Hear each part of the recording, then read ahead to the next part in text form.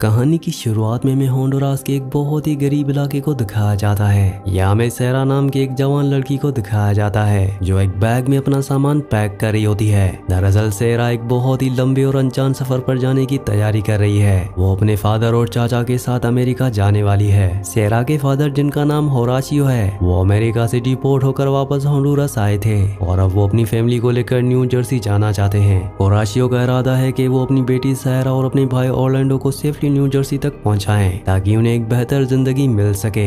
लेकिन सेहरा के चेहरे पर कोई खुशी नहीं होती क्योंकि उसने अपने फादर को बहुत वक्त से नहीं देखा था और ये नया सफर उसे बहुत डरा रहा होता है। वो अपने फादर के साथ ठीक से बात भी नहीं कर पाती और आशियो सेहरा को समझाने की कोशिश करते हैं कि अमेरिका में उनकी लाइफ सेट हो जाएगी, लेकिन सेहरा इस अनजान सफर और खतरों को लेकर मेंटली परेशान होती है। वहीं दूसरी तरफ हमें मेक्सिको के एक शहर का सीन दिखाया जाता है जहाँ MS-13 नाम के एक गैंग का राज है। यहाँ में कैस्पर नाम का एक जवान लड़का दिखाया जाता है जो इस गैंग का हिस्सा है। कैस्पर का असली नाम विली है, लेकिन गैंग के अंदर सब उसे कैस्पर कहते हैं। अब इसके बाद कैस्पर एक छोटे से 12 साल के बच्चे को, जिसका नाम स्माइली है, अपने गैंग लीडर लिल मोंगो से मिलवाने के लिए उनके ठिकाने पर लेकर आता है। लिल मेको के पूरे चेहरे पर और बॉडी पर टैटूज बने होते हैं और उसका डर पूरे इलाके में फैला होता है। वो स्माइली को घूर कर देखता है। लिल मेको उस छोटे बच्चे स्माइली को अपने गैंग में शामिल करने का फैसला करता है, लेकिन इसके लिए स्माइली को एक फिजिकल टेस्ट से गुजरना होगा।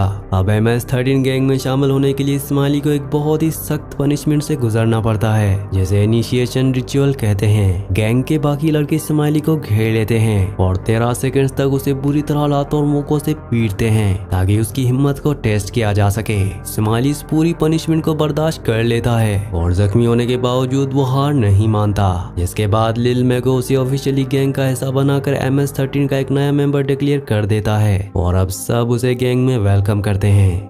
हालांकि कैस्पर इस गैंग का वफादार हिस्सा जरूर है, लेकिन उसकी एक छुपी हुई सीक्रेट जिंदगी भी है जहां वो मर्लिन नाम की एक लड़की से बहुत प्यार करता है। कैस्पर मर्लिन से छुपकर मिलता है और वो जानता है कि गैंग के स्ट्रिक्ट रूल्स के हिसाब से उनका इस तरह किसी बाहर लड़की से रिलेशन रखना बहुत खतरनाक हो सकता है। इसलिए वो अपनी रिलेशनशिप को लिल मैको और बाकी सब गैंग वालों से पूरी तरह छुपा कर रखता है ताकि मर्लिन उन क्रिमिनल से सेफ रह सके। अगले सीन हम सेरा को देखते हैं जहाँ वो अपने फादर और अंकल के साथ एक वैन में बैठकर अपना सफर शुरू करती है। वो लोग इस वैन और बाद में कुछ कार राइड्स के जरिए सफर करते हुए एक बॉर्डर नदी के किनारे पहुंचते हैं जहां से उन्हें लीगल तरीके से आगे जाना होता है। अब सेरा और उसकी फैमिली पुराने टायर्स की ट्यूब्स पर बैठकर इस नदी को पार करते हैं, जो दिखने में बहुत ही मुश्किल और रिस्की लग रहा होता है। नदी पार करने के बाद जब वो लोग मेक्सिको की हदों में दाखिल होते हैं तो उन्हें अचानक बॉर्डर के करप्ट ऑफिसर्स पकड़ लेते हैं। ये ऑफिसर्स उन्हें अरेस्ट करके एक बिल्डिंग के अंदर ले जाते हैं जहाँ पहले से ही और भी बहुत सारे माइग्रेंट्स को पकड़कर रखा गया होता है। वहाँ ये करप्ट ऑफिसर्स इन मजबूर लोगों की चेकिंग करते हैं और उनके पास जो भी कीमती सामान और पैसे होते हैं वो जबरदस्ती उनसे छीन लेते हैं। सेरा और उसकी फैमिली के पास जो थोड़ी बहुत सेविंग्स होती हैं वो इन ऑफिसर्स के हाथों चली जाती है, लेकिन किसी तरह वो लोग वहाँ से आगे निकलने में कामयाब हो जाते हैं। अब इसके बाद हमें स्माइली को दिखाया जाता है। उसे लिल मेको और गैंग के दूसरे मेंबर्स एक असली लोडेड बंदूक देते हैं। दरअसल लिल मेको चाहता है कि स्माइली राइवल गैंग मेंबर को मारकर अपनी लॉयल्टी कम्प्लीटली साबित करे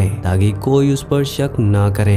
कैस्पर और स्माइली उस दुश्मन गैंग मेंबर को ढूंढते हुए एक गली में जाते हैं। स्माइली डरते हुए आगे बढ़ता है, लेकिन गैंग का प्रेशर और अपने नए स्टेटस की वजह से बंदूक निकालता है और बिना सोचे उस आदमी पर गोली चला देता है। उस राइवल मेंबर को वहीं मारने के बाद स्माइली पूरी तरह से बदल जाता है और वो अब इस क्राइम की दुनिया का एक एक्टिव और पक्का हिस्सा बन जाता है। वहीं दूसरी तरफ कैस्पर गैंग के कामों से वक्त निकालकर एक दिन मर्लिन से चुपके से मिलता है, लेकिन मर्लिन कैस्पर की इस गैंग लाइफ को लेकर बहुत परेशान होती है। एक दिन MS-13 गैंग की एक गैदरिंग होती है जहां कैस्पर और बाकी सब गैंग वाले जमा होते हैं और मर्लिन चुपके से कैस्पर का पीछा करते हुए उस गैदरिंग तक आ पहुंचती है, लेकिन वहां पर लिल मेको की नजर उस पर पड़ जाती है और वो उसे गैंग के एरिया में अकेला देखकर उसके पास आ जाता है। लिल मेको मर्लिन को वहां से बाहर निकालने और एस्कॉर्ट करने के बहाने उसे सबसे दूर अकेले इलाके में लेकर चला जाता है जहाँ कोई उन्हें देख नहीं पाता। वहाँ पहुंचकर लिल मेको की नीयत खराब हो जाती है और वो मर्लिन के साथ जबरदस्ती करने की कोशिश करता है, जिसे देखकर मर्लिन बहुत डर जाती है। इस खींचातानी में मर्लिन का बैलेंस अचानक बिगड़ता है। वो पीछे की तरफ गिरती है और उसके सर पर बहुत जोर से चोट लगती है। सर पर चोट लगने की वजह से मर्लिन की वहीं पर एक्सीडेंटली मौत हो जाती है और लिल मेको उसे वहीं मरा हुआ छोड़कर वहां से चला जाता है।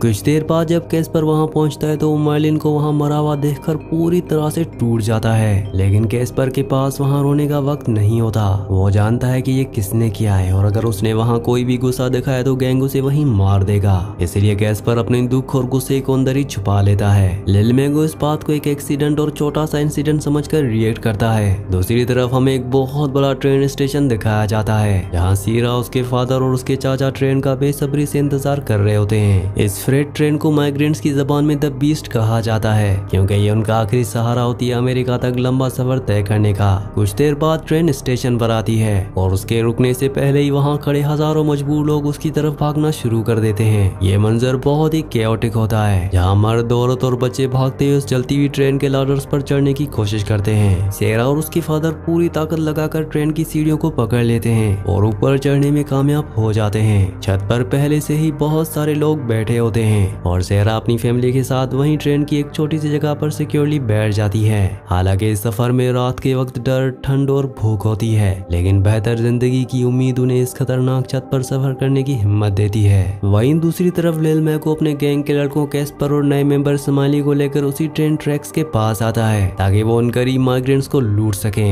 लिल मैगो कहता है कि ट्रेन पर बहुत सारे लोग हैं जिनके पास उनका बचा हुआ पैसा और सामान है और गैंग को इन सब को लूटना है ताकि उनका टारगेट पूरा हो। जिसके बाद लिल मैगो, कैस्पर और स्माइली उस आती हुई मूविंग ट्रेन पर चढ़ जाते हैं और सीधा ट्रेन की छत पर बैठे लोगों के पास पहुंचते हैं। लिल मैगो और गैंग वाले अपने हाथों में गन्स और हथियार लेकर ट्रेन की छत पर बैठे लोगों से जबरदस्ती उनके पैसे और सामान छीनना शुरू कर देते हैं। गैंग वालों को देखकर लोग बहुत डर जाते हैं और वो अपनी जान बचाने के लिए अपने थोड़े बहुत पैसे लिल मैगो के हवाले कर देते हैं। जब लिल मैगो सेरा और उसके फादर होरोशियो के पास पहुंचता है तो वो उनसे उनके पैसे मांगता है और होरोशियो डरकर अपने बचे हुए पैसे निकाल कर दे देता है। लेकिन लिल मैगो की बुरी नजर अचानक सेरा पर पड़ती है और वो उसके करीब आकर उसे घूरने लगता है जिससे सेरा बहुत ज्यादा डर जाती है। लिल मैगो सेरा को सबके सामने जबरदस्ती घसीट कर उठाने की कोशिश करता है और उसे अपने साथ नीचे ले जाने की धमकी देता है ताकि वो उसके साथ गलत काम कर सके। सेरा के फादर ये देखकर लिल मैगो के आगे हाथ जोड़ते हैं और उसे छोड़ने की भीख मांगते हैं, लेकिन लिल मैगो उन्हें बुरी तरह मारता है। ये देखकर सेरा रोते हुए मदद के लिए चीखती है, लेकिन कोई भी दूसरा माइग्रेंट गैंग के डर से आगे आकर उनकी मदद नहीं करता।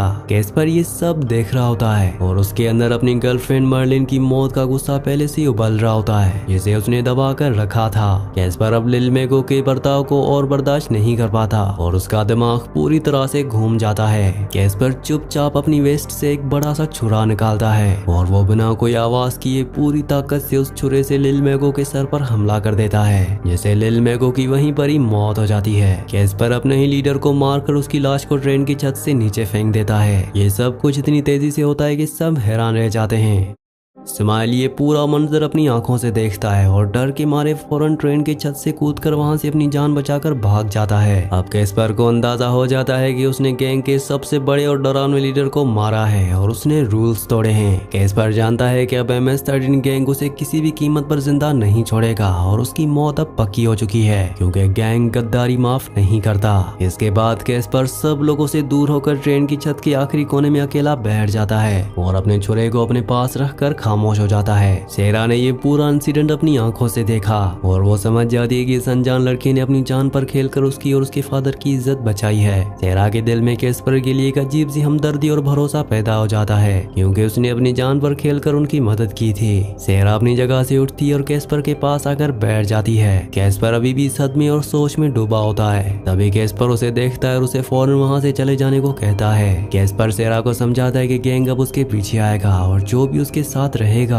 वो भी उन गैंग वालों के हाथों मारा जाएगा। लेकिन सेरा उसकी वार्निंग को बिल्कुल नजरअंदाज कर देती है और कहती है कि वो उसे अकेला नहीं छोड़ेगी क्योंकि उसने उसकी जिंदगी बचाई है और वो उसकी शुक्रगुजार है। अगले सीन हम देखते हैं कि स्माइली भागकर वापस अपने गैंग के हाइड आउट ठिकाने पर पहुंच जाता है और वहां गैंग के दूसरे बड़े लीडर एल सोल को पूरी बात बता देता है। स्माइली बताता है कि कैस्पर ने गद्दारी की है और लिल मैगो को मारकर ट्रेन से नीचे फेंक दिया, जिसके बाद वो ट्रेन पर ही मौजूद है। एल सोल इस खबर को सुनकर बहुत गुस्सा गुस्से में आ जाता है और वो फौरन स्माइली और दूसरे मेंबर्स को ऑर्डर देता है कि कैस्पर को ढूंढकर उसे जान से मार दिया जाए। इसके बाद एल सोल गैंग के लोगों को पूरे मेक्सिको के रास्तों, ट्रेन स्टेशन और कम्युनिकेशन नेटवर्क पर अलर्ट कर देता है कि गद्दार कैस्पर की तलाश शुरू की जाए। वो कैस्पर की फिजिकल डिटेल्स और गैंग साइंस सब जगह फैला देते हैं कि कैस्पर जहां भी किसी मेंबर को दिखे उसे बिना सोचे गोली मार दी जाए। दूसरी तरफ ट्रेन अपना सफर तेजी से तय कर रही होती है और सेरा और कैस्पर के बीच छत पर धीरे धीरे बातचीत शुरू हो जाती है। कैस्पर उसे अपनी जिंदगी का सच बताता है और बताता है कि कैसे वो उस गैंग में फंस गया था, जहाँ से निकलने का और नॉर्मल लाइफ जीने का कोई रास्ता नहीं होता।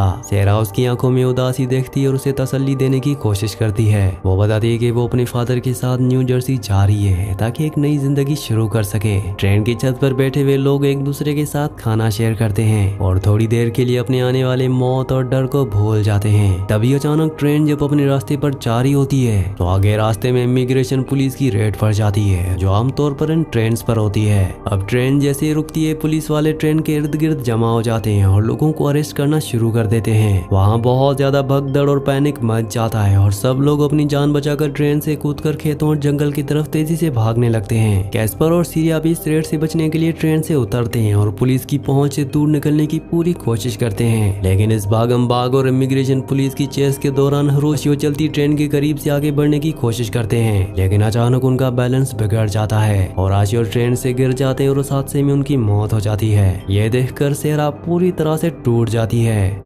बाद में जब सेरा एक सेफ शेल्टर में पहुंचती है तो वहां डोनाल्ड नाम का एक आदमी उसे बताता है कि उसके चाचा डिपोर्ट हो गए हैं और उसके फादर की भी अब मौत हो चुकी है। हिरोशियो की मौत और चाचा के डिपोर्ट होने की वजह से सेरा इस अनजान देश में पूरी तरह से अकेली रह जाती है। सेरा बुरी तरह रोने लगती है क्योंकि अब उसके पास कैस्पर के अलावा और कोई दूसरा सहारा नहीं होता जो उसे सफर में बचा सके। कैस्पर उसे इस मुश्किल वक्त में हिम्मत देता है और उसे वादा करता है कि वो उसे सही सलामत अमेरिका के बॉर्डर तक पहुंचाएगा, चाहे कुछ भी हो जाए। वहीं दूसरी तरफ गैंग के लड़के अलग अलग स्टेशन पर कैस्पर की तलाश में घूम रहे होते हैं और हर आने जाने वाली ट्रेन पर नजर रखे हुए होते हैं। सेरा और कैस्पर छुपते छुपाते एक और नई ट्रेन पर चढ़ने में कामयाब हो जाते हैं जो नॉर्थ बॉर्डर की तरफ जा रही होती है। कुछ देर बाद ट्रेन छोटे स्टेशन पर थोड़ी देर के लिए रुकती है, जहाँ कैस्पर सेरा के लिए खाना और पानी लेने के लिए नीचे उतरता है। वो स्टेशन पर खाना लेने जाता है, लेकिन वहाँ पर MS-13 गैंग के कुछ लड़के पहले से ही खड़े होते हैं जो माइग्रेंट्स और लोगों को चेक कर रहे होते हैं। तब उन गैंग के लड़कों की नजर अचानक कैस्पर पर पड़ जाती है और वो उसे पहचान लेते हैं कि यही वो गद्दार है जिसे एल सोल ने मारने का ऑर्डर दिया है। जिसके बाद वो फौरन अपने हथियारों के साथ उसके पीछे भागते हैं और कैस्पर वहां से पूरी ताकत लगाकर वापस ट्रेन की तरफ भागता है। कैस्पर ट्रेन की तरफ दौड़ता है जो अभी स्टेशन से धीरे धीरे स्पीड पकड़कर चलना शुरू हो चुकी होती है और गैंग वाले उसके बिल्कुल पीछे भाग रहे होते हैं। अब इससे पहले कि गैंग वाले लड़के कैस्पर को पकड़ पाते, कैस्पर बहुत तेजी से जंप करके मूविंग ट्रेन की लालर पकड़ लेता है और वापस छत पर चढ़ जाता है। कैस्पर को अंदाजा हो जाता है कि अब उसके बचने के चांसेस बहुत कम हैं, क्योंकि गैंग को उसकी एग्जैक्ट लोकेशन और ट्रेन का पता चल चुका है। वो सेरा के पास वापस आकर उसे दोबारा समझाता है कि उसके साथ रहना सेरा की सबसे बड़ी गलती होगी और उसे अब अपने रास्ते अलग कर लेने चाहिए। लेकिन सेरा उसके साथ जिद करती है और उसकी बात मानने से इनकार कर देती है। वो कहती है कि वो दोनों मिलकर इस आखिरी मुश्किल से भी निकल जाएंगे। दरअसल सेरा जानती है कि अगर कैस्पर ने उसका साथ छोड़ दिया तो वो अकेली इस बॉर्डर को क्रॉस करके न्यू जर्सी कभी भी नहीं पहुंच पाएगी। और दूसरी वजह ये भी होती है कि सेरा अब कहीं न कहीं कैस्पर को पसंद करने लगी है। अब ट्रेन धीरे धीरे चलते हुए नॉर्दर्न बॉर्डर के करीब पहुंचने लगती है, जहां उनका लंबा और तकलीफदेह सफर ऑलमोस्ट खत्म होने वाला होता है। वहां पहुंचकर कैस्पर और सेरा ट्रेन से उतरते हैं और एक लोकल सेफ हाउस में जाकर रुकते हैं जो माइग्रेंट्स को बॉर्डर पार करवाने के लिए बनाया गया होता है। कुछ देर बाद कैस्पर वहां एक लोकल स्मगलर से मिलता है जिसका नाम लेचे होता है, ताकि वो सेरा को सेफ तरीके से नदी पार करवा दे। कैस्पर लेचे से डील करता है कि वो सेरा को सेफली बॉर्डर क्रॉस करवाएगा और उसके बदले में कैस्पर उसे सेरा का कीमती कैमरा पेमेंट के तौर पर दे देता है। कैस्पर उस स्मगलर से डील तो कर लेता है, लेकिन वो उसे ये नहीं बताता कि वो खुद उसके साथ आगे नहीं जाएगा। वो ये डील सिर्फ सेरा के लिए करता है। दूसरी तरफ गैंग के लड़कों को उस नॉर्दर्न शहर और सेफ हाउस का पता चल जाता है और एल सोल स्माइली को आगे भेजता है। एल सोल स्माइली को ऑर्डर देता है कि वो कैस्पर को ढूंढकर उसे गोली मार दे, ताकि स्माइली का इनिशिएशन प्रोसेस पूरी तरह कंप्लीट हो जाए। अब इसके बाद स्माइली अपने गैंग मेंबर्स के साथ उस इलाके में पहुंच जाता है जहाँ कैस्पर और सीरिया रुके होते हैं। सेरा को लगता है कि कैस्पर भी उसके साथ अमेरिका आएगा और दोनों मिलकर न्यू जर्सी में एक नई और पीसफुल जिंदगी शुरू करेंगे। इस बार उसे आखिरी बार बहुत अच्छे से देखता है और उसे गुड बाय कहता है, जिसके बाद सेरा को ना चाहते भी उस स्मगलर के साथ नदी में उतरना पड़ता है। सेरा धीरे धीरे तैरकर उस ठंडे पानी में आगे बढ़ती है और बॉर्डर की तरफ निकल जाती है, जबकि कैस्पर वहीं किनारे पर उसे देखता हुआ अकेला खड़ा रहता है। तभी अचानक पीछे से स्माइली और गैंग के 2 लड़के वहां पहुंच जाते हैं और कैस्पर को चारों तरफ से घेर कर उस पर बंदूक तान लेते हैं। कैस्पर के चेहरे पर अब बिल्कुल भी डर नहीं होता, वो उस मौत के लिए पहले से ही तैयार था और उसने अपनी मर्जी से सेरा के लिए कुर्बानी दे दी थी। कैस्पर उनकी तरह मुड़ता है और बिना कुछ बोले खड़ा रहता है। तभी स्माइली अपने हाथों में बंदूक पकड़े आगे आता है। उसके हाथ कांप रहे होते हैं क्योंकि कैस्पर ने ही उसे MS-13 गैंग में शामिल करवाया था। गैंग के दूसरे लड़के स्माइली पर प्रेशर डालते हैं और उसे गोली चलाने को कहते हैं। कैस्पर बिल्कुल शांत खड़ा होकर स्माइली की आंखों में देखता रहता है और अब स्माइली बंदूक का ट्रिगर दबा देता है। जैसे ही कैस्पर को गोली लगती है वो फौरन जमीन पर गिर जाता है और उसकी वहीं पर ही मौत हो जाती है। हालांकि उसने अपना मकसद पूरा कर लिया था और ह्यूमैनिटी का कर्ज अदा करके वो आजाद हो चुका था।